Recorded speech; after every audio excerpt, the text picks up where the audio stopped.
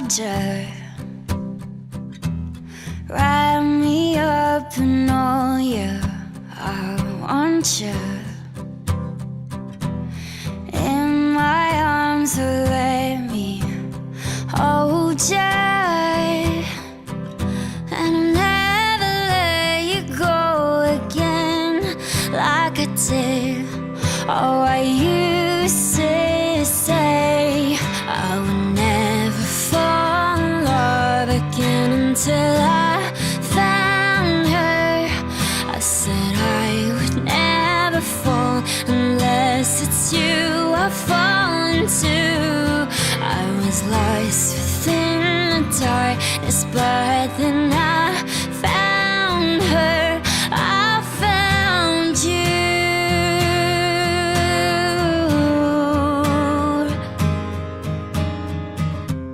Georgia, pull me in, I asked to love her. Once again you fell, I caught you, and I'll never let you go again like I did. Oh, I used to say I would never fall in love again until I found her. I said I would never fall unless it's you I fall into. I was lost within the darkness, but then I found her. I found you.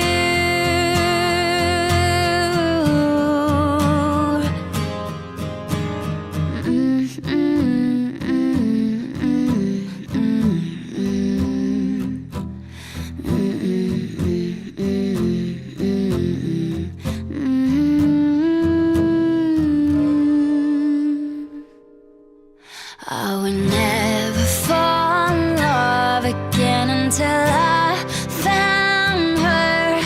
I said I would never fall unless it's you I fall into. I was lost within the darkness, but then I found her. I found you.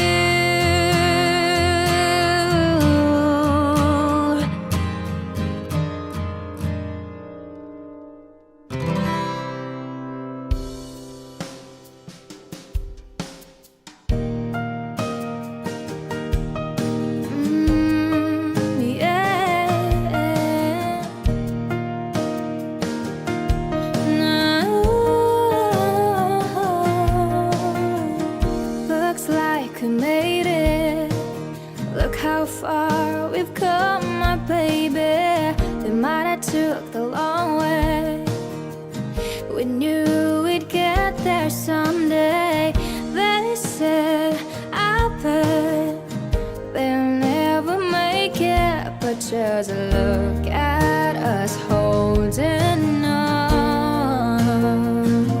We're still together, still going strong. You're still the one I run to, the one that I belong to. You're still the one I want for life. You're still the one that I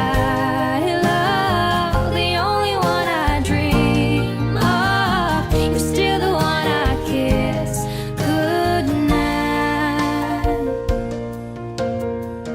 Ain't nothing better. We beat the odds together. I'm glad we didn't listen. Look at what we would be missing. They said, I bet they'll never make it, but just look at us holding on. We're still together, still going strong. Still the one I run to, the one that I belong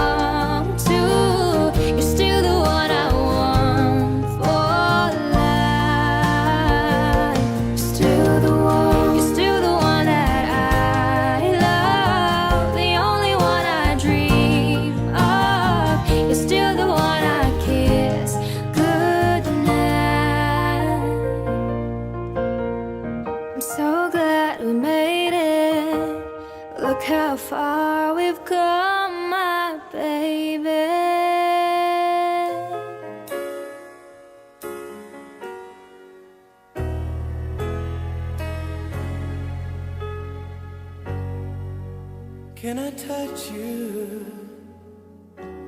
I can't believe that you are real. How did I ever find you? You are the dream that saved my life. You are the reason I survive. Baby, I never thought that I could love someone as much as I love you. I know it's crazy, but it's true. I never thought that I could need someone as much as I need you. I love you.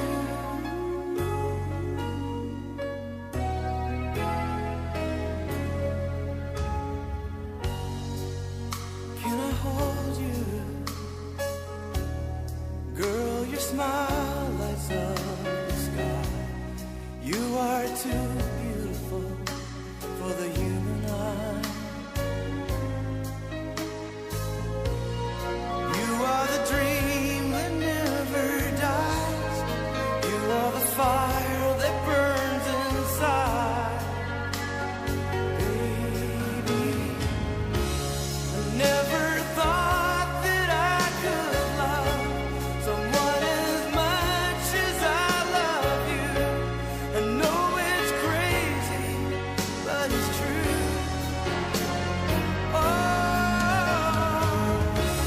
I never thought that I could need someone as much as I need you.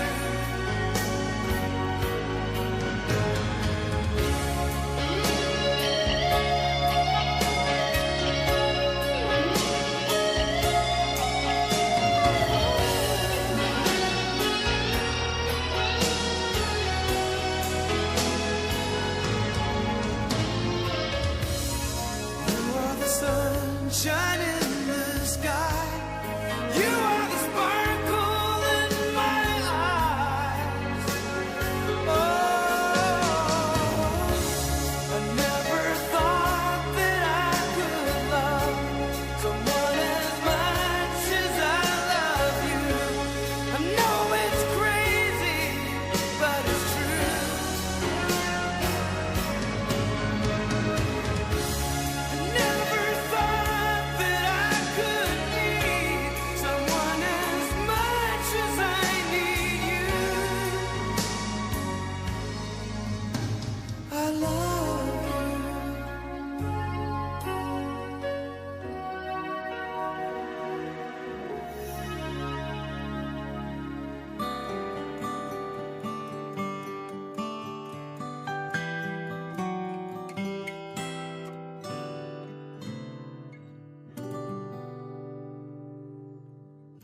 I've been waiting for this moment for so long. An answered prayer, I know you are the one. I give to you my heart and soul with a love that will never grow old. In my life, I can see that you were made for me. You'll be there to catch me if I fall. All the days I have prayed and the love that I have saved, with this ring I'm giving you my all. I thank God for the gift He's given me, a love that's strong for all eternity.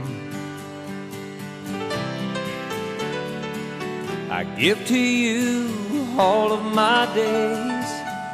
with a love for all of your ways. in my life. I can see that you were made for me. I'll be there to catch you if you fall. All the days I have prayed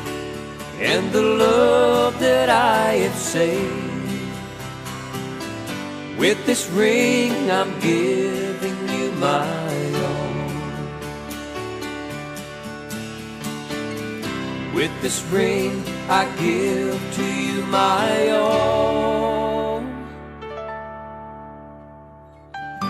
In the days that we grow old, the times may change, but our love will remain. As we look back on this day now, we stood the test of time, living the promise of our vow. In my life, I can see that you were made for me. I'll be there to catch you if you fall. All the days I have prayed and the love that I have saved, with this ring I'm giving you my all. With this ring I'm giving you my all. With this ring I'm giving you my all.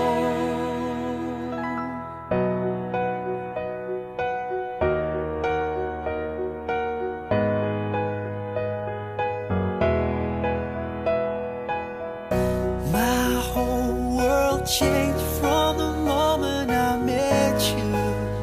and it would never be the same. Felt like I knew that I always loved you from the moment I heard your name. Everything was perfect. I knew this love was worth it. Our own miracle living, make it. Until this world stops turning, I'll still be here waiting and waiting to make that vow that I'll be by your side till the day I die. I'll be waiting till I hear you say I do. Something old, something new, something borrowed, something new. I'll be waiting till I hear you say I do. Smiles by the thousands, your tears have all dried out. 'Cause I won't see you cry again. Throw pennies in a fountain, look at what comes out. Sometimes wishes do come true. Now everything is perfect. I know this love is worth it. Our own miracle living, make it. Until this world stops turning, I'll still be here waiting and waiting to make that vow that I'll be by your side till the day I die. I'll be waiting till I hear you say I do. Something old, something new, something borrowed, something new. I'll be waiting till I hear you say I do. Always better than most, protect you from the hurt. I'll be waiting till I hear you say I do. I do love you, yes I do love you. I'll be waiting till I hear you say I do. ကြွားရောက်လာကြတော့ဂုံတရေရှိလူကြီးမိဘများနဲ့လူငယ်မောင်မယ်များအားလုံးမင်္ဂလာပါလို့ရှိဦးစွာနှုတ်ခွန်းဆက်ပါရစေ။ဖျားတခင်ဖန်ဆင်းထားတဲ့ပိုင်သတော်နေ့ရက်မင်္ဂလာရှိသောအချိန်၌ခရိယန်ယုံကြည်သူတို့၏ထုံးတမ်းစင်လာရှိသည့်အတိုင်းမောင်ငွန်တိုးထောင်နဲ့မကျင်ခေါနွမ်တို့၏ထိမ်းများမင်္ဂလာဆောင်ခြင်းအစီအစဉ်ကိုကျွန်တော်ထန်လမ်ကင်ကအခမ်းအနားမှုအနေဖြင့်ဦးဆောင်သွားမှာဖြစ်ပါတယ်။အခုချိန်မှာတတိုးသမီးနဲ့အဖွင့်များခမ်းမအတွင်းသို့ နေရာဝင်ဖို့ချိန်ဖြစ်ပါပြီသူတို့သမီးဝင်ရောက်လာချိန်မှသာလျှင်ချစ်ခင်မှုကိုပြသသည့်အနေဖြင့်ပရိသတ်များအားလုံးမတ်တရက်ပြီးကြိုဆိုချေးပေးကြပါရန်လေးစားစွာတောင်းဆိုအပ်ပါတယ်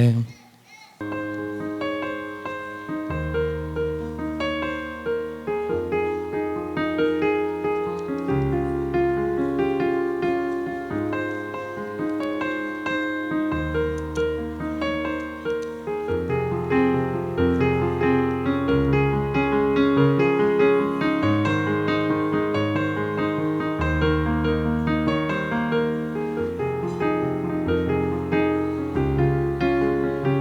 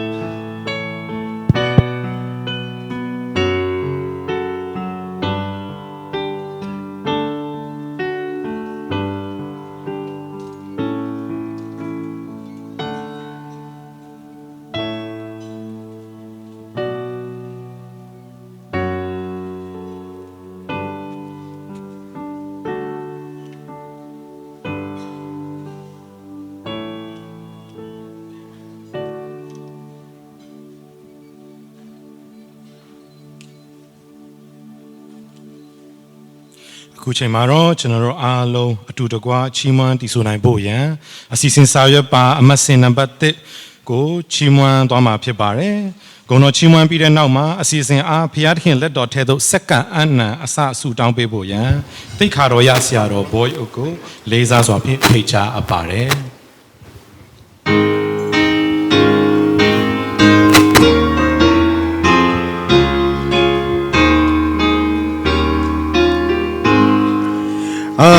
Apameya chichimita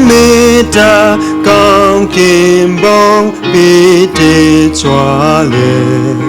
Chano do duen Kengon muba Chizuro apang sinden Gayuna kukuro chwewa Yuza yema Kedomu Kuro kucho No do dong da Bong quinzi Ocean Yeshu Toka pulau Na long te to Wing in do di patata Kumo tuino Muba sido Mo panji Nyen se muba Yuino chinga Kitaria Bong ne ptizong Do muli Kuro chachin Chua la muba Bei mando nai Nye sui ni Kudo di pan Sim piu pinji Mudo pisi se muya Piu sin si do Mudo apin Chono do Song lin si ba Kong kim bong do Yao do ka la Shi do nai U ye cha jing Chi muan to ma Na piu ang ha Bong do gu Win sa cha jing စတောင်းကြအောင်မေတ္တာတော်ရှင်အဖဖရာသခင်ကိုရောရဲ့မေတ္တာတော်အားဖြင့်ဒီနေ့တာယာသောနေ့မင်္ဂလာရှိသောနေ့မှာအာရုံနဲ့နွန်ပြီးကိုထိမ်းများမင်္ဂလာပြုခြင်းကိုပြုသောကြောင့်ကိုရောကိုကျေးဇူးတင်ပါ၏ကိုရောဒီနေ့အာရုံနဲ့နွန်ပြီးတို့ထိမ်းများမင်္ဂလာဆောင်ခြင်းကိုလက်ခံတော်မူပါကောင်းချီးပေးသနာတော်မူပါဒီနေ့အရှိရှိတစ်ခုပြီးတစ်ခုကိုကောင်းချီးပေးသနာတော်မူပါကိုရောဖျားဒီနေ့အာရုံနဲ့နွယ်ပြီးတို့၏ဂရိတေစာပြုခြင်းသည်တာယာကျိုးဆွေသောဤထောင်မိသားစုအတွက်ကောင်းချီးပေးသနာတော်မူပါဒီနေ့အရှိရှိအားလုံးအတွေ့အချိန်တိုင်းကိုစိတ်ကတဲ့အခါမှာတပါးတီတော်ခင်ယေရှုခရစ်နာမဟာနာမကိုမြည်ပြု၍စိတ်ကဆွတောင်းအပ်ပါသည်ဖပါရသခင်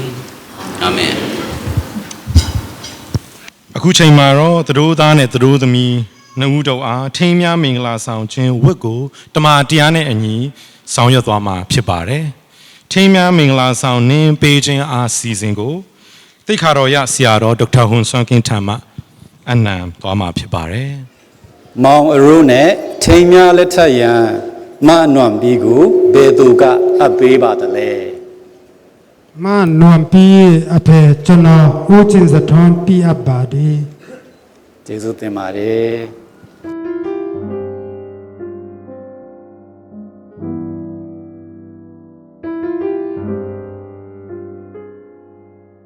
ကဲရှေးဥစွာ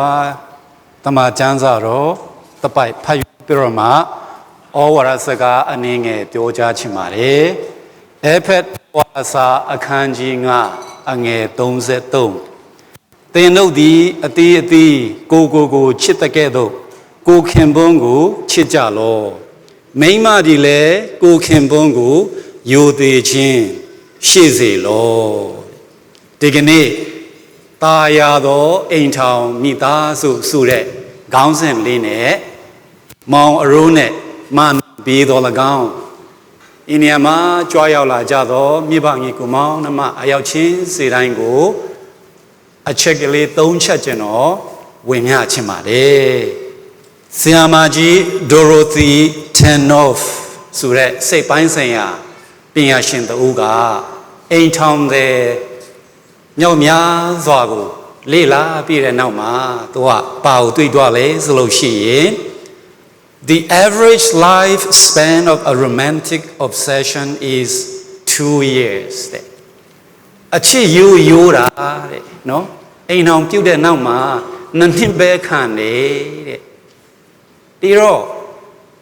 အိမ်ထောင်တက်တန်းနှစ်ကြော်သွားတဲ့အခါမှာကျွန်တော်တို့အိမ်ထောင်မိသားစုများဘယ်လိုလုပ်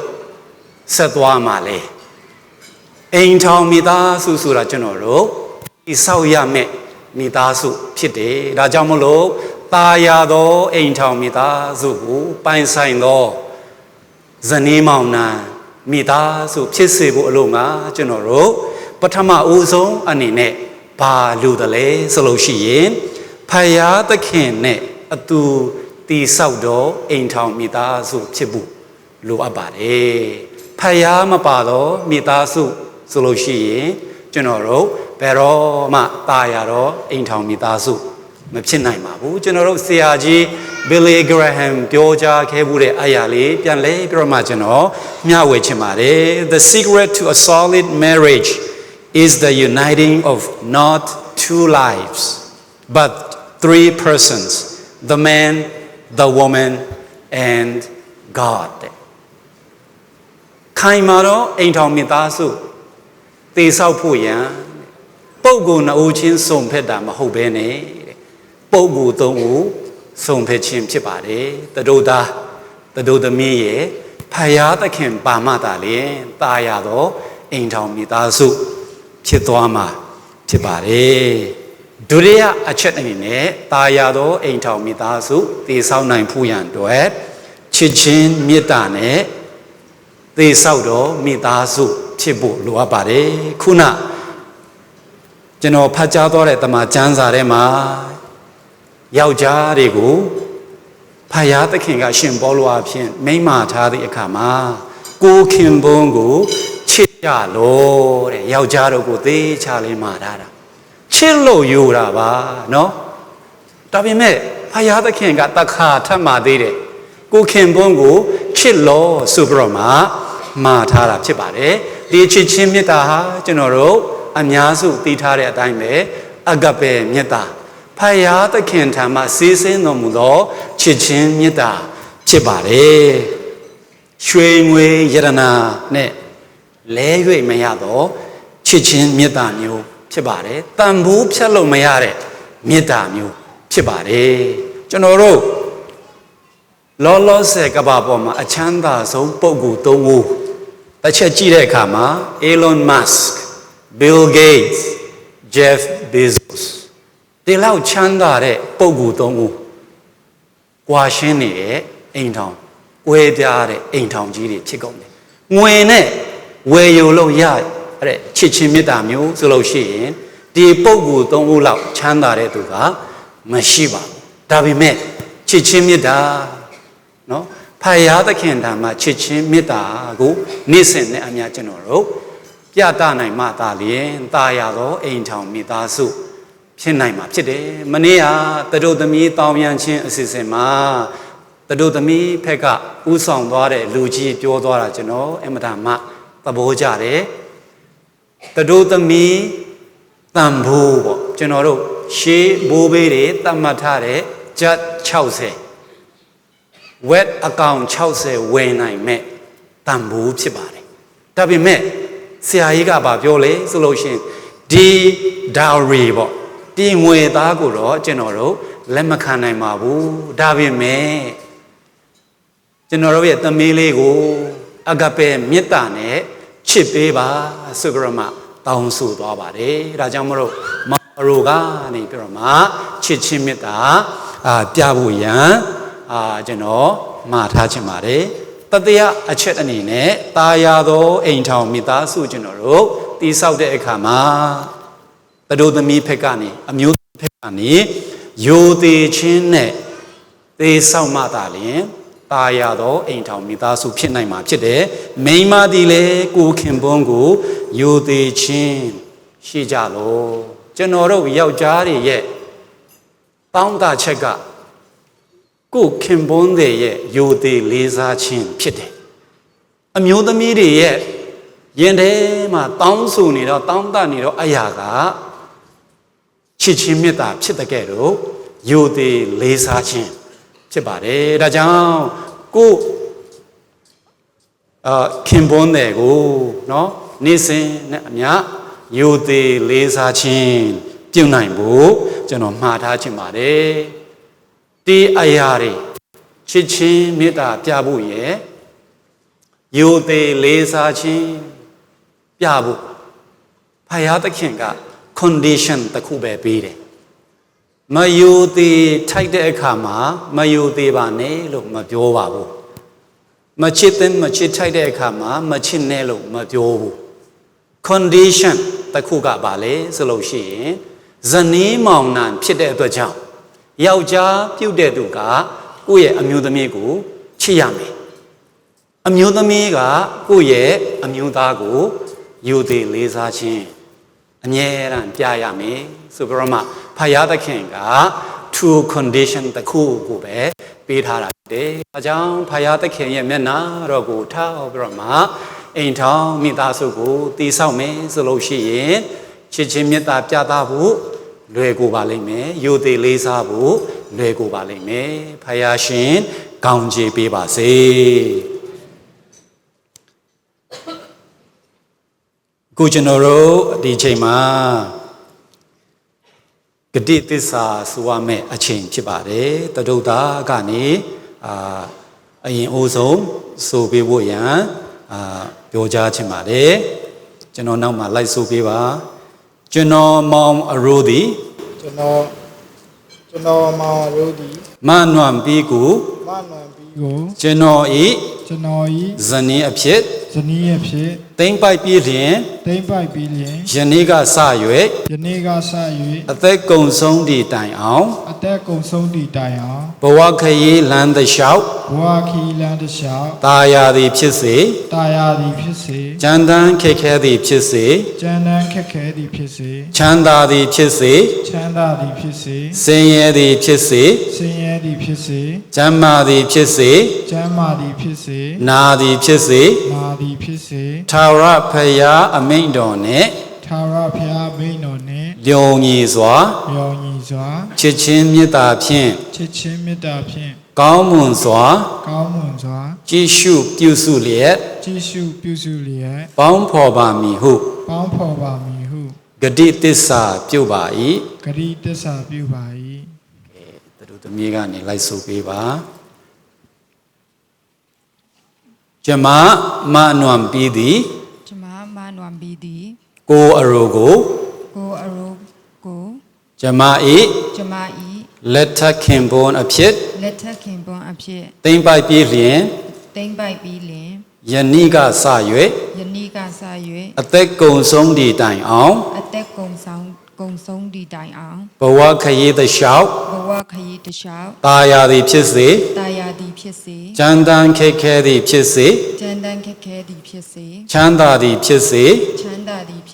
ဆင်းရဲသည်ဖြစ်စေကျမ်းမာသည်ဖြစ်စေနာသည်ဖြစ်စေ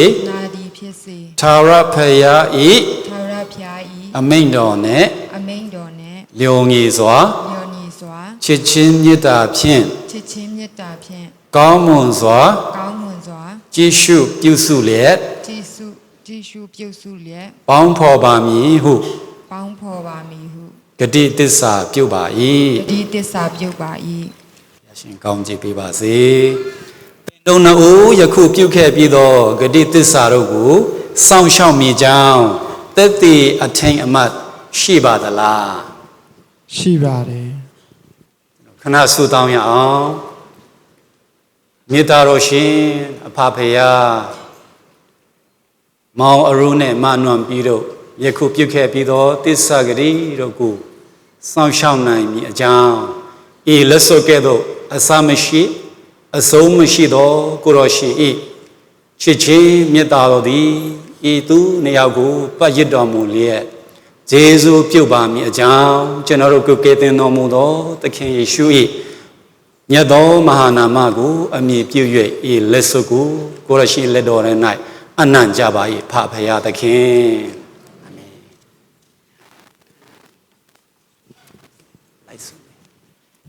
ကျွန်တော်သည် ကျွန်တော်သည် သင်အားပြုခဲ့သော တင်အားပြုခဲ့သော ဂတိသစ္စာများ၏ ဂရိတ္တဆာများ၏ သက်သေဖြစ်စေခြင်းက၎င်း သက်သေဖြစ်စေခြင်းက၎င်း ကျွန်ုပ်၏ ကျွန်ုပ်၏ ချစ်ချင်းမေတ္တာနှင့် ချစ်ချင်းမေတ္တာနှင့် ဥစ္စာစည်းစိမ်ရှိသမျှကို ဥစ္စာစည်းစိမ်ရှိသမျှကို သင်၌သာ တင်၌သာ အနှင်းချင်းက၎င်း အနှင်းချင်းက၎င်း ဤလက်စွပ်ကို ဤလက်စွပ်ကို သက်သေပြု၍ သက်သေပြု၍ ပေးပါ၏ ပေးပါ၏ ကဲလိုက်ဆုံးနော်ကျမသည် ကျမသည် သင်အားပြုခဲ့သော တင်အားပြုခဲ့သော ဂတိသစ္စာများ၏ ဂတိတစ္ဆာများ၏ သက်သေဖြစ်စေခြင်းက၎င်း တတိဖြစ်စေခြင်းက၎င်း ကျမ၏ ကျမ၏ ချစ်ချင်းမေတ္တာနှင့် ချစ်ချင်းမေတ္တာနှင့် ဥစ္စာစည်းစိမ်ရှိသမျှကို ဥစ္စာစည်းစိမ်ရှိသမျှကို သင်၌သာ တင်၌သာ အနှင်းချင်းက၎င်း အနှင်းချင်းက၎င်း ဤလက်စွပ်ကို ဤလက်စွပ်ကို သက်သေပြု၍ တတိပြု၍ ပေးပါ ပေးပါ၏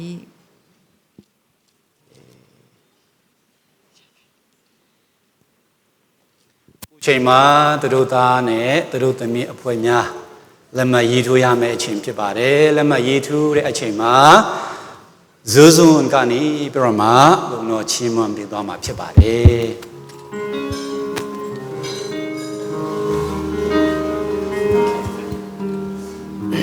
Wipe your tears, take a breath.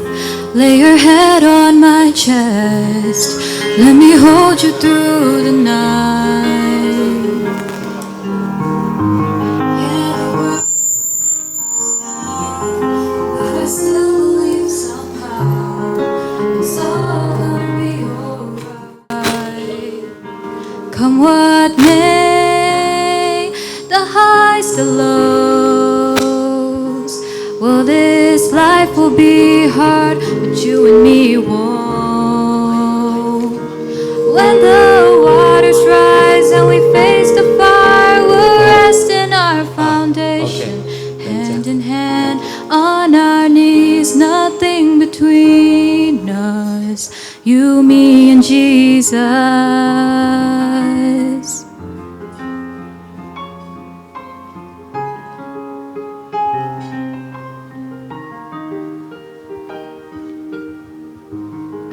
Who will have a few fights? Who's wrong and who's right? But I want you to know, at the end of the day, I'm always here to stay. No, you'll never be alone. Come what may, the highs, the lows. Well, this life will be hard, but you and me won't. When the waters rise and we face the fire, we'll rest in our foundation, hand in hand on our knees, nothing between us, you, me, and Jesus. Come what may, the highs, the lows. Well, this life will be hard, but you and me won't. Oh, when it's time to say goodbye, we'll rest in our foundation, hand in hand on our knees, nothing between us. 'Cause in the end, even death could only lead us to you, me, and Jesus.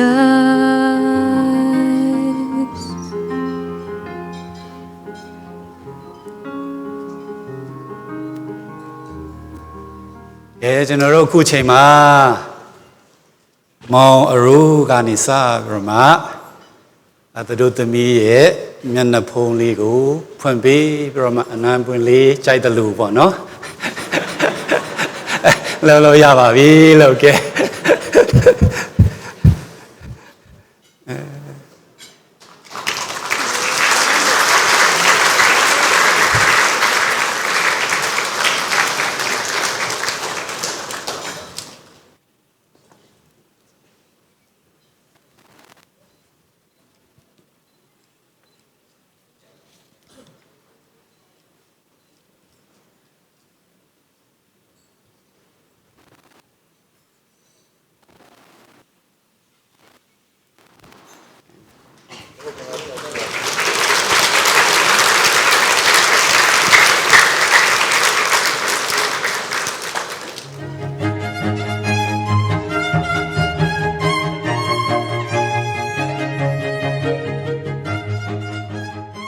ဘုရားသခင်ဤရှေ့တော်တွင်၎င်းဧပရိတ္တဤရှေ့မောက်တွင်၎င်းမောင်ငွန်တူးထန့်နှင့်မအကျင်ခေါ်နွမ်တို့သည်ဂတိသစ္စာပြုခဲ့ကြပြီးဖြစ်သည့်အတိုင်းယခုအချိန်မှစ၍တရားဝင်ဇနီးခင်ပွန်းအဖြစ်သို့မြောက်စေခြင်းကကျွန်ုပ်သည်ဘုရားသခင်ဤဓမ္မဝင်ဆောင်တူအနေနဲ့၎င်းနိုင်ငံတော်အစိုးရအနှင်းသောအခွင့်အာဏာအားဖြင့်၎င်းခမဲတော်သားတော်တန်ရှင်တော်ဝိညာဉ်တော်သုံးပါးသစုတည်းသောဖယားရှင်၏နာမတော်၌ထိန်ညာလက်ထပ်ပေးပါ၏ဖယားသခင်ဆုံးဖြတ်တော်မူသောအရာကိုလူတို့မခွဲမခွာစေနဲ့ဇနီးမောင်နှံအစ်ကိုဂုဏ်ပြုတဲ့အနေနဲ့လက်ခုပ်တီးကြရအောင်ဖယားရှင်ကောင်းချီးပေးပါစေအခုချိန်မှာတော့ကျွန်တော်တို့အိမ်ထောင်အသစ်အတွက်အထူးဆုတောင်းပေးပါရန်သိခါတော်ရဆရာတော်ဒေါက်တာနိုင်ခန့်ထံကိုယေရှုနာမ၌ဖိတ်ခေါ်အပ်ပါတယ် Okay, let's pray for this newly wedded family couple. Let us unite our heart and pray for them. Dear Father, you instituted marriage. Our first parents began it, and you commanded them to be multiplied and fill the earth. Today, I'm praying for Ero and Nwampi that you bless them and multiply them. And I pray that the love that you have shown through your Son, Jesus Christ, be continued in their life. And give them the privilege of sharing their life and showing your goodness to other people. Lord, I pray that as they have made the covenant today, that their marriage, according to their marriage, they may live together. And according to the vows they have made today, you fill them with the love of your Son, Jesus Christ, our Lord and Savior. And also so that the love they have for each other will grow deeper and more meaningful with each other. May they have a long and joy-filled life together. May their home be a heaven of blessing and peace. Through Jesus Christ, our Lord and Savior. Amen. God bless you. အိမ်ထောင်အတွက်ဆုတောင်းပေးသွားတဲ့ဆရာထမ်းပေါ်မှာအထူးပဲကျေးဇူးတင်ရှိပါတယ်အခုချိန်မှာချင်းဆောက်ဇနီးမောင်နှံအ အသက်အားဂုံပြုချီးမွမ်းတည်ဆိုပေးမဲ့ GBTCS ကွတ်တက်အားဖိတ်ခေါ်အပ်ပါတယ်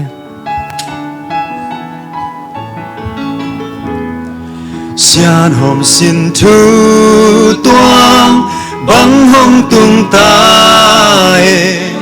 lia le ta ho lam băng pa ve ni mu băng ki ngai na tak xin thu hi hem lam tong luang lâu xian tô tông chiam sa xian mang gom sa te hoa linh gi bang khen cây hen sina khen lâu qua qua ma in khen cây hen xian tô tông chiam sa ni ge ho lung toa mu bang ki ngai na phùng bang khâu đen he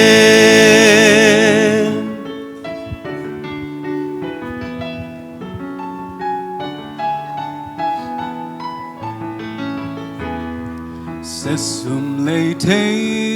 lâu sao mang ngân hoang linh xian xin thu tô ma giang xuân khom hè khăn cung khoa so tin lâu băng kỳ tư linh xian miên to tông chang lùng ngang yên lâu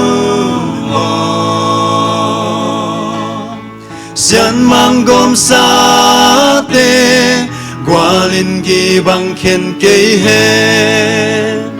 sina khen lâu boang qua ma in khen cây hen xian tổ tông chiam sa ni gel ho lung toa mu bang ki ngai na phùng bang khâu đen hen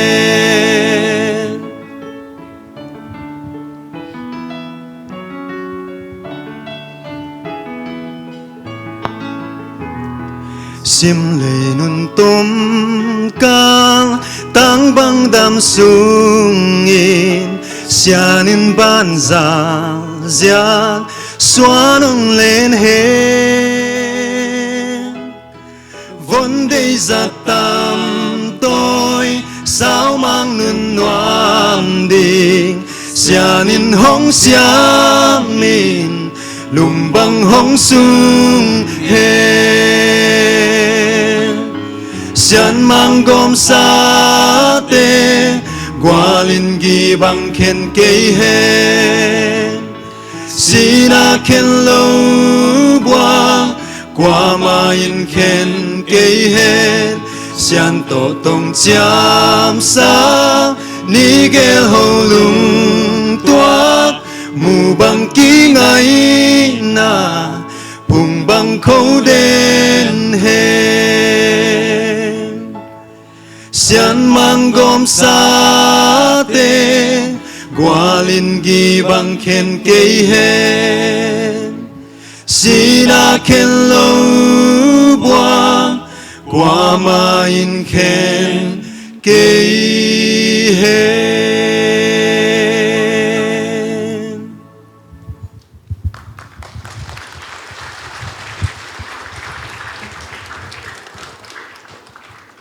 ဂုဏ်တော်ချီးမွမ်းပေးသွားတဲ့ GBTCS ကွတ်တက်ပေါ်မှာတာ၍ဘုရားသခင်ကောင်းချီးပေးပါစေအခုချိန်မှာတော့ဦးဒေါင်းဟူးနဲ့ဤမင်္ဂလာပွဲရဲ့သတို့သားလည်းဖြစ်အိမ်ထောင်ဦးစီးအသစ်ဖြစ်သူအာရိုးတို့ထံမှအကြီးစုတင်စကားပြောကြဖို့ချိန်ပေးသွားမှာဖြစ်ပါတယ်ဒီနေ့ဘုရားရှင်ပြင်ဆင်ပေးတဲ့နေ့ရက်မင်္ဂလာနေ့ရက်မှာမင်္ဂလာလက်ထပ်ပွဲကိုကြွားရောက်ချီးမြှင့်ပေးတဲ့ယုံကြည်သူတိတ်ခါတော်ရဆရာဆရာမများမှအစပရိသတ်များအားလုံးကိုအထူးပဲကျေးဇူးတင်တယ်လို့ ပထမဦးစွာကျေးဇူးတင်စကားဖော်ပြလိုပါတယ်ဒီလရာတီဟာဆွစ်ဒီဇင်ဘာဖြစ်တဲ့အားလျော်စွာချိုမင်သောလရာတီဖြစ်တာနဲ့အညီဒီနေ့မင်္ဂလာပွဲဟာလည်းပဲတာယာလှပချောမောအောင်မြင်စွာနဲ့ဘုရားရှင်ကလက်ထပ်ထင်မြခြင်းအစီအစဉ်ကိုဆောင်ရွက်ပြီးစီးနိုင်သောအခွင့်ပေးတဲ့အတွက်ဘုရားရှင်ရဲ့ဂုဏ်တော်ချီးမွမ်းသလိုလက်ထပ်ထင်မြပေးတဲ့ဆရာတော်ပေါ်မှာလည်းပဲကျေးဇူးတင်တယ်လို့ကျေးဇူးတင်စကားဖော်ပြချင်ပါတယ်ဒီနေ့အခုလိုလက်ထပ်ထင်မြနိုင်ဖို့အလို့မှာကျွန်တော်တို့ချွေးမနွမ်ပီကိုမွေးဖွားပေးတဲ့ဦးလေးနွမ်ပီပါနဲ့နွမ်ပီမနုအပေါ်မှာလည်းပဲအထူးပဲကျေးဇူးတင်တယ်ဆိုတာကိုလည်းပဲဖော်ပြလိုပါတယ်ကျွန်တော်တို့ဖိတ်စာမှတော်၎င်းဒီအစီအစဉ်မှတော်၎င်း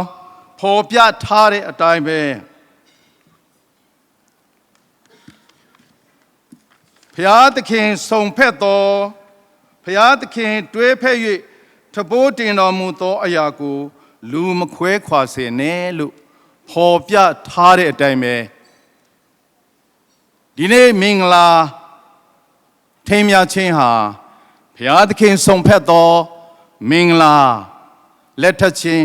ဖြစ်တဲ့အားလျော်စွာရောက်ရှိလာကြကုန်သောယုံကြည်သူဓမ္မမိတ်ဆွေများနဲ့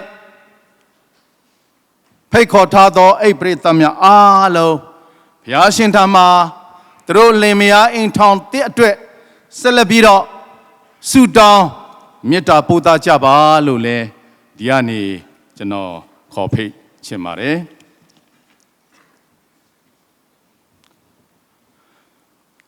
ကျွန်တော်တို့ချွေးမနာမည်ကနွမ်ပီဆိုတော့ကျွန်တော်တို့အိမ်ထောင်မိသားစုဟာဒီထက်မကပျော်ရွှင်သားရသောအိမ်ထောင်မိသားစုသူ့နာမည်နဲ့လိုက်အောင်ဘုရားရှင်ကကောင်းချီးပေးမယ်ဆိုတာကိုလည်းပဲယုံကြည်မျှော်လင့်ပါတယ်သူတို့ရဲ့ချစ်ချင်းမေတ္တာတရားဟာကျမ်းစာမှာဖော်ပြထားတဲ့အတိုင်းပဲဤချစ်ချင်းမေတ္တာတရားဟာအပေါ်ယံချစ်ချင်းမေတ္တာတရားမဟုတ်ဘဲနဲ့ယူလောက်အောင်ချစ်ကြတဲ့အိမ်ထောင်မိသားစုယူလောက်အောင်ချစ်တယ်ဆိုတာကအပေါ်ယံချစ်ချင်းမဟုတ်ဘူးအိမ်ထောင်မိသားစုကွဲတယ်ဆိုတာကအပေါ်ယံချစ်ချင်းမေတ္တာတရားနဲ့ချစ်တဲ့မိသားစုလို့ပြောရင်မမှားပါဘူးကျွန်တော်ယုံကြည်သူတွေနေနဲ့ဒါကြောင့်မလို့သူတို့လင်မယားယုံမေကြပေါင်းသိမ့်ပြီးတော့ယူလောက်အောင်တစ္ဆာရှိစွာနဲ့ချစ်တော်အိမ်ထောင်မိသားစုဖြစ်လက်သားသမီးစဒနာထွန်းကားလက်နှစ်ဖက်သောမိဘများမျက်နှာရစေလက်ကောင်းကြီးမင်္ဂလာခံစားတော်အိမ်ထောင်မိသားစုဖြစ်ဖို့အလုံးငါလည်းပဲဆက်လက်ပြီးတော့ဆုတောင်းပေးကြပါလို့ကျွန်တော်ဒီကနေဖော်ပြလိုပါတယ်ဒီစီစီပြီးသွားရင်နှစ်ဖက်သောမိဘများမှပြင်ဆင်ပေးသောအစားအစာများကိုလည်းပဲအားလုံးအတူတကွမြင်ဆက်စွာနဲ့သုံးဆောင်ပေးကြပါလို့ကျေးဇူးတင်စကားပြောရင်ညီကုန်းချုပ်ပါတယ်ကျေးဇူးတင်ပါတယ်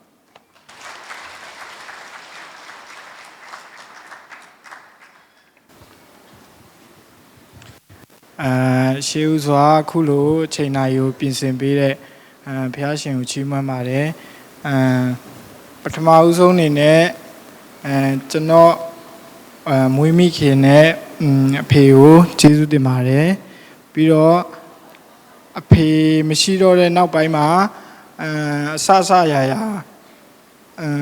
လူလီသေးမရှိစောင့်ရှောက်ပေးတဲ့ကျွန်တော်အမအကြီးနဲ့ကျွန်တော်ရောက်ဖပေါ်မှာလည်းကျေးဇူးတင်ပါတယ်ပြီးတော့နွမ်ပီရဲ့အဖေနဲ့အမေပေါ်မှာလည်းနွမ်ပီကိုမွေးဖွားပေးတဲ့အဖေနဲ့အမေပေါ်မှာလည်းကျေးဇူးအများကြီးတင်ပါတယ်အခုလိုနွမ်ပီကိုယုံကြည်စွာနဲ့ကျွန်တော်ကိုအပ်ပေးတဲ့ပြင်ကျွန်တော်ကိုလည်းတာအကြီးတရားလို့ ချစ်ပေးတဲ့နိုးဟိန်းနဲ့ပထောင်းပေါ်မှာလည်းကျေးဇူးအများကြီးတင်ပါတယ်ပြီးတော့အခုလိုအနေနဲ့ရက်ကနေအဝေးကနေပဲဖြစ်ဖြစ်အနီးကနေရန်ကုန်ကနေပဲဖြစ်ဖြစ်လာရောက်ပေးကြတဲ့မိတ်ဆွေညီကိုမောင်နှမတွေဆရာမတွေပေါ်မှာလည်းကျေးဇူးအများကြီးတင်ပါတယ်ကျွန်တော်တို့ကတော့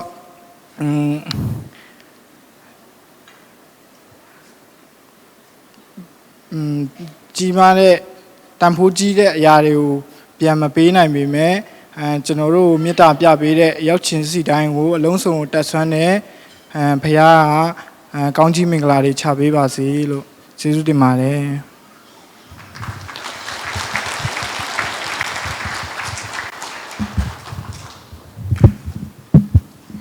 ကျေးဇူးတင်စကားပြောတော်ပေးတဲ့ဦးတာဟူနဲ့အာရုံပေါ်မှာဖျားတခင်တာရဲ့ကောင်းကြီးပေးပါစေဆက်လက်ပြီးတော့ကျွန်တော်တို့ဂုံပြုချီးမွမ်းတည်ဆိုပေးမဲ့အဖွဲ့တစ်ဖွဲ့ချန်ပါသေးတယ်ဒီအဖွဲ့ကတော့ GBC Choir ဖြစ်ပါတယ် GBC Choir မှာချီးမွမ်းဂုံပြုခြင်းပေးဖို့ရန်လေးစားစွာဖြင့်ဖိတ်ခေါ်ပါတယ်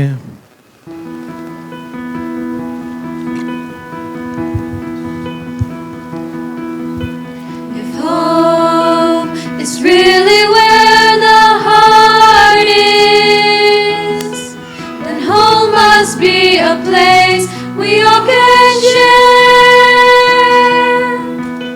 For even with our differences, our hearts are much the same. And where love is, we come together there. Wherever there is laughter ringing, someone smiling, someone dreaming, we can live together there. Love will be our home. Wherever there are children singing, where a tender heart is beating, we can live together there. Love will be our home. Love will be our home. Hearts can be our family, and hope can bring this family face to face. Though we may be far apart, our hearts can be as one. When love brings us together in one place. Wherever there is laughter ringing, someone smiling, someone dreaming, we can live together there. Love will be our home. Where there are words of kindness spoken, where a vow is never broken,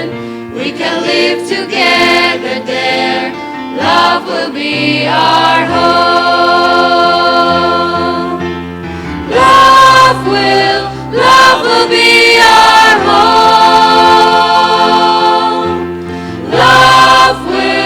Love will be our home.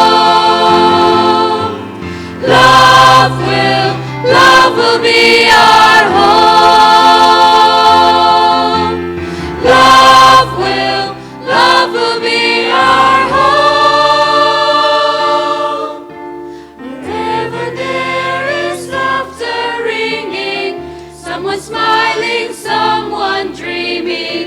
we can live together there. Love will be our home. Wherever there are children singing, where a tender heart is beating, we can live together there. Love will be our home. Love will be our home. Love will be our home. Love will be our home. Love will be our home.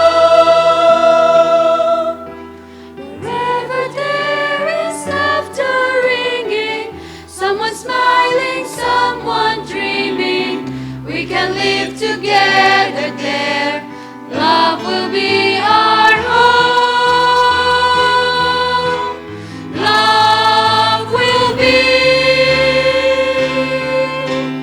our home.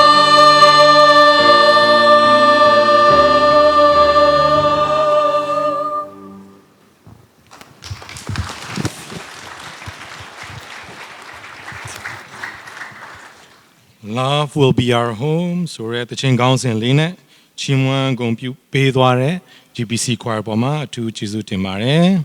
အခုချိန်မှာတော့အိမ်ထောင်သစ်ဘဝသည်ချိုမြိန်စွာခရီးဆက်နိုင်ဖို့ရန်ချိုမိန်ခြင်းကိုပုံဆောင်သောခိတ်ကလေးခြင်းကို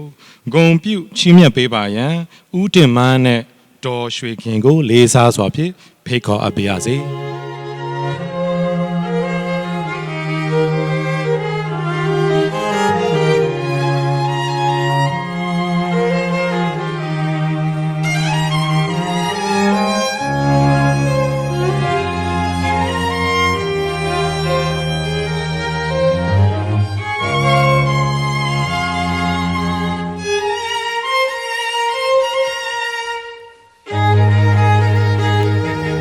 အားလုံးပဲလက်ခုတီးကြရအောင်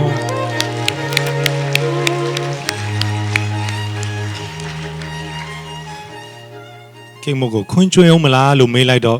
လို့ပြောကြတယ်ဆိုတော့နော်ဒီလောက်နဲ့ပဲပြီးသွားတာဖြစ်ပါတယ်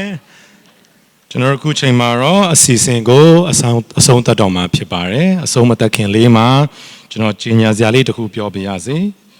ကျင်းဆောက်စနီးမောင်နှံခမ်းမကထွက်ခွာသွားတဲ့အချိန်၌လေးစားတမှု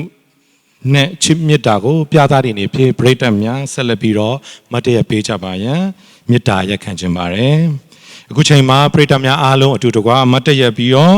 အစီအစဉ်စာရွက်ပါအမတ်စင်နံပါတ်1ကိုအတူတကွချီးမွမ်းသွားမှာဖြစ်ပါတယ်ချီးမွမ်းပြီးတဲ့နောက်မှာအစီအစဉ်ကောင်းကြီးပေးရုပ်သိမ်းစုနဲ့အစားအသောက်တွေတပါးသီးစုတောင်းပေးဖို့ရန်တိတ်ခါတော်ရဆရာတော်တွာမန်ကိုယေရှုနာမ၌ဖိတ်ခေါ်ခြင်းပါတယ်ကျွန်တော်အားလုံးမတည့်ရပြီးတော့အစီအစဉ်စာရွက်ပါနံပါတ်1ကိုဆိုသွားမှာဖြစ်ပါတယ်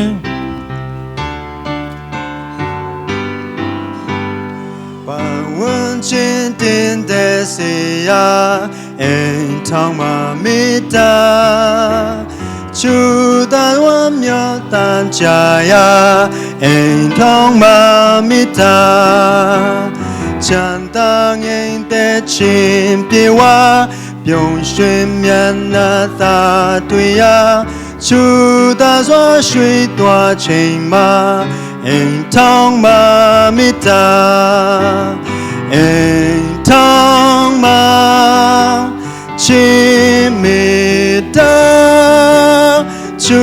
တော်စွာရွှေသွားချိန်မှာအိမ်ထောင်မှာမေတ္တာတဲ့အိမ်၌ပင်ဖြွင်ပြရာအိမ်ထောင်မှာမေတ္တာ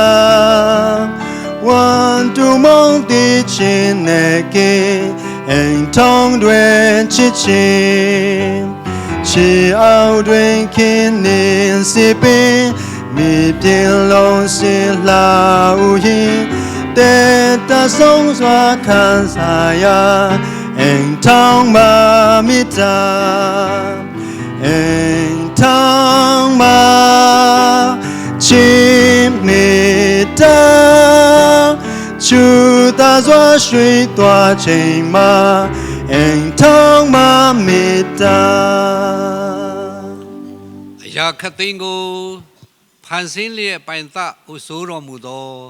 မေတ္တာတော်ရှင်အဖအမြတ်စွာသောဘုရားရှင်ကိုရောရှင်ပြင်ဆင်သောအရာအလုံးသည်လူသားတို့အတွက်အလွန်ကောင်းမွန်၍အလွန်တင့်တယ်လှပကြောင်းကျွန်တော်တို့ဝန်ခံကြပါ၏ကိုရောရှင်ဘုရားရဲ့ကျေးဇူးတော်ကြောင့်သားသမီးတို့နှစ်ယောက်တို့သည်ကိုရောဆုံဖက်လျက်တပိုးတင်ထားသောအရိုးနဲ့နွမ်းပီးတို့သည်ကိုရောရှိမောက်နဲ့တော်၎င်းယုံကြည်သူရှိမောက်နဲ့တော်၎င်းလက်ထပ်ထိမြခြင်းအခမ်းအနားအစီအစဉ်အားလုံးကိုကောင်းမွန်ချောမောစွာပြီးဆောင်ရသောအခွင့်ကိုတော့ဖွင့်ပေးသောကြောင့်ကျေးဇူးတင်ပါ၏ကိုရောရှင်ဖျားအစီအစဉ်များအားလုံးအတွက်ကိုရောအားဖြင့်သာလျှင် ပြီးမြောက်ကြောင်းကျွန်တော်တို့ဝန်ခံလျက်ကိုတော်ကိုချီးမွမ်းကြပါသည်ဆက်လက်၍ဤသားသမီးတို့သည်ကိုတော်ရှိမောက်၌ဆက်လက်၍အသည့်သောအင်ထောင်တိများတီထောင်ခွင့်ပေးသောကြောင့်လည်းခြေယူတင်တဲ့သားသမီးယရနာများကိုလည်းထုံကားခွင့်ပေးတော်မူပါသူတို့အတွက်လိုအပ်သောအရာများကိုဆက်လက်၍ချပေးသနာတော်မူပါမဲ့အကြောင်းလည်းပဲဆုတောင်းကြပါ၏ကိုရရှင်ဖျားနှစ်ဖက်သောမိဘဆွေမျိုးများထံမှဤကဲ့သို့မေတ္တာအဖြင့်ကြွေးမွေးတဲ့ခင်သောနေလေစာအားဖြင့်ကိုတော်ကိုချီးမွမ်းပါတယ်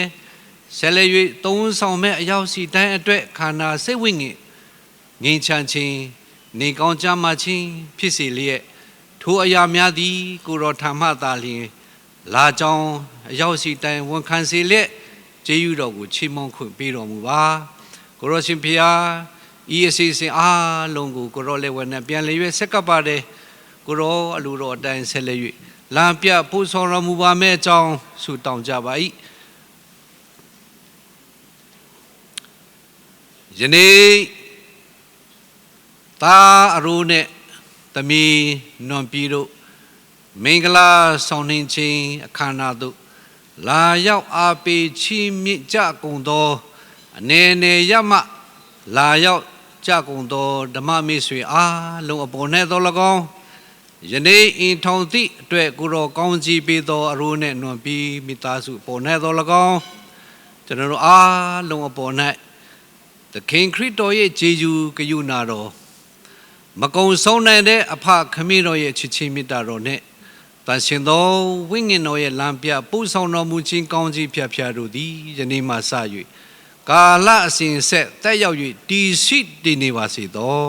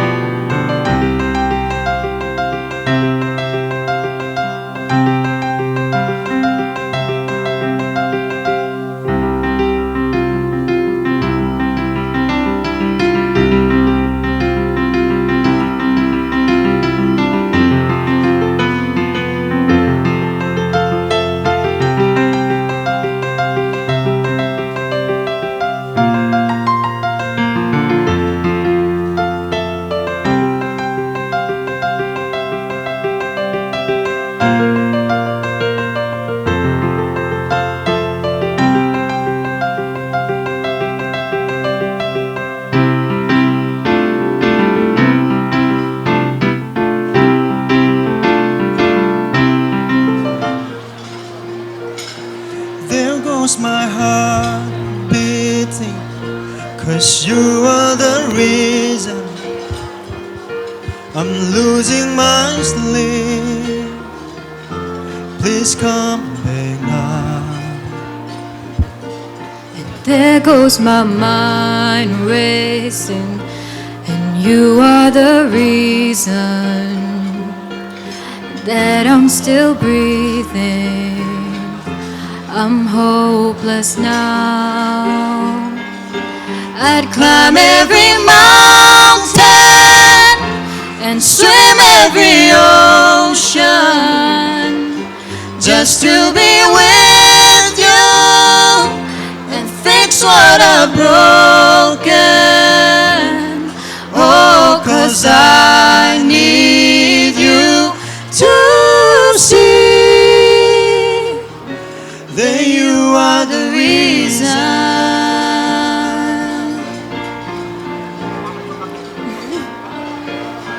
There goes my hands shaking,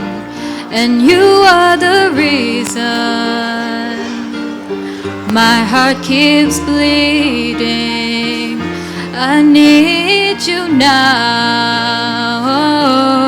If I could turn back the clock I make sure the light defeated the dark. I spend every hour of every day keeping you safe. I'd climb every mountain and swim every ocean just to be with you and fix what I've broken. Oh, 'cause I need you to see that you are the reason. I don't wanna cry no more. I don't wanna cry no more. I don't wanna cry no more. Come back, I need you to hold me a little closer now. Come a little closer now. Come a little closer. I need you to hold me tonight. I'd climb every mountain and swim every ocean just to be with you and fix what I've broken.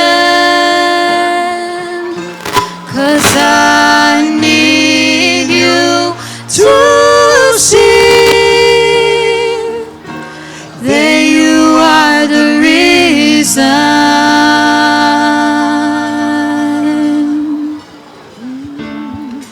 The mind sane gaba urega Du di yaw the mane gaung lo Hadane he wa masa lu re le baung phet khe ja Ta gaung ni re ga tku be Ayo rega ko ayo ba Adarega ko adamo Daya dukhaya shilo Sintara baung pejabo Di down to Lego Kima no Jive Kiman Gabriel Bằng em Em lúc tự mà Đủ luôn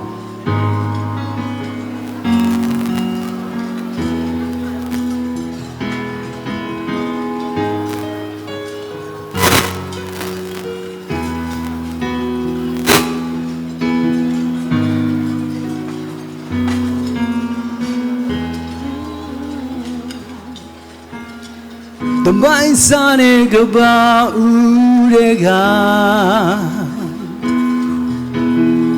Du di yaw the mane gaung lo Hadane e wa masa lu re le baung phet khe ja Da gaung ji re ga tku be Ayo rega ko ayo ba Adarega ko adamo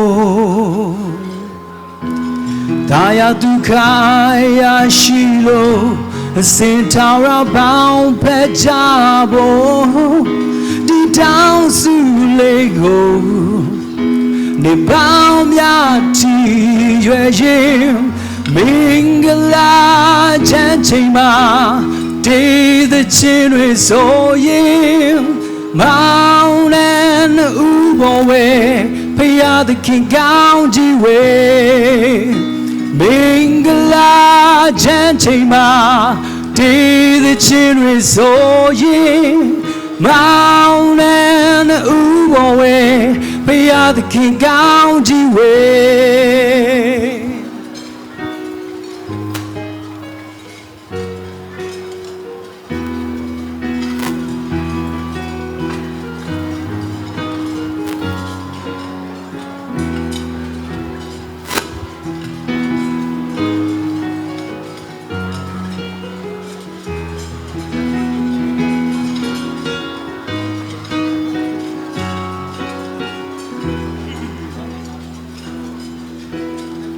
Ayo rega ko ayo ba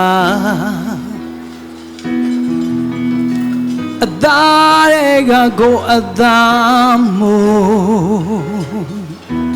ဒါရဒုက္ခရရှိလို့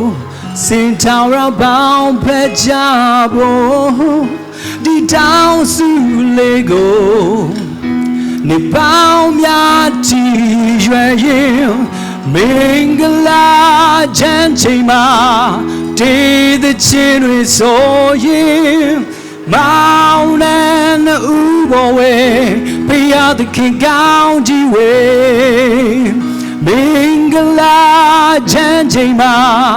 တည်တဲ့ချင်းတွေဆိုရင်မောင်နဲ့ဥဘောဝဲဘုရားသခင်ကောင်းကြီးဝဲမင်္ဂလာချမ်းချိန်မှာတည်တဲ့ချင်းတွေဆိုရင်မောင်နဲ့ဥဘောဝဲဘုရားသခင်ကောင်းကြီးဝဲမင်္ဂလာချမ်းချိန်မှာ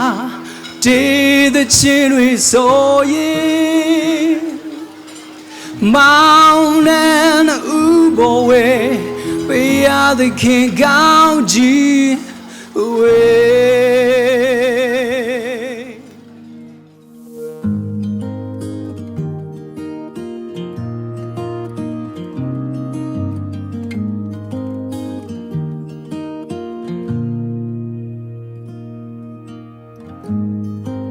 Forever seems like a long time, but nothing seems like a long time when I am with you. I feel like I'm walking on water since the day that I asked your father to let go of his daughter. So give me your blessing, sir. I'll give her all that I've got. It doesn't look like much, but it sure feels like a lot. Let her take my heart and take my hand. Take my heart and take my hand. Take my heart and take my hand again and again. Right where we stand.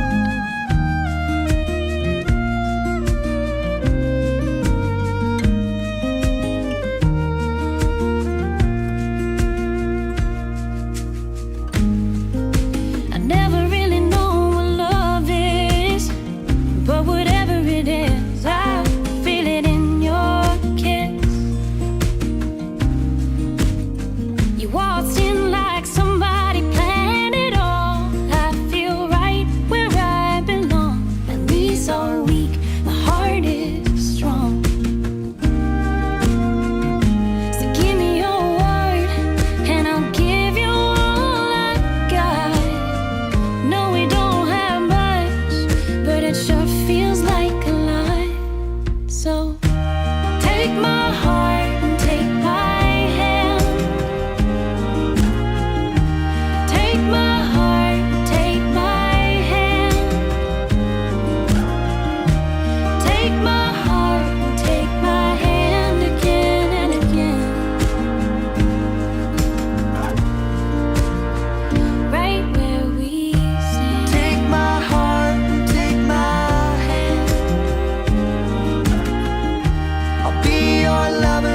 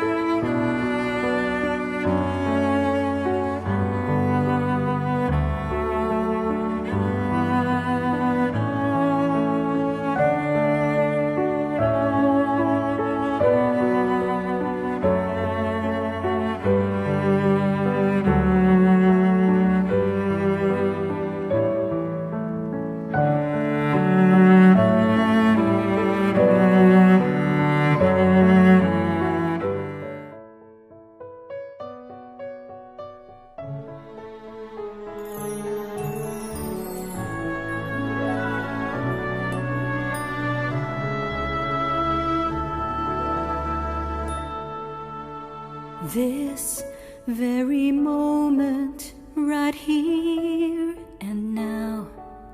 begins the journey of my dreams. On to forever, hand in hand with the one who matters most to me. I have tomorrow to look forward to, for God has given me you to have and to hold, to cherish and honor, to love and call my very own, to share all I am with, body, heart, and soul. You are mine, as I am yours, to have and to hold.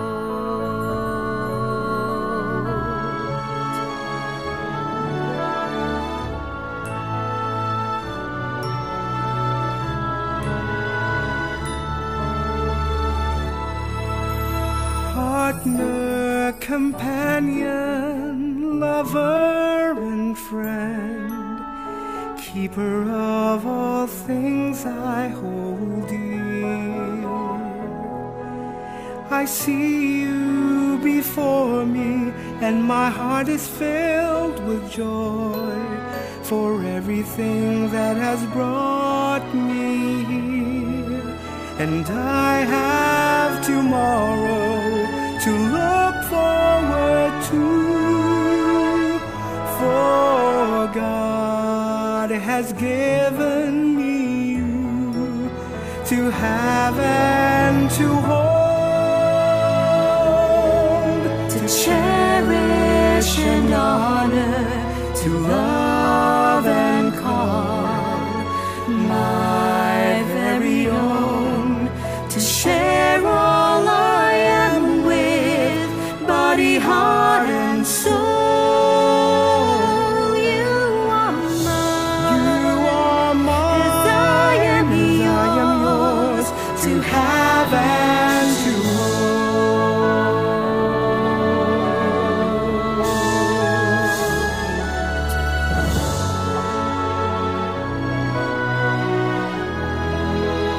I have tomorrow to look forward to, for God has given me you. He's given me you To have and to have and to hold, to cherish and honor, to love and call my very own, to share all I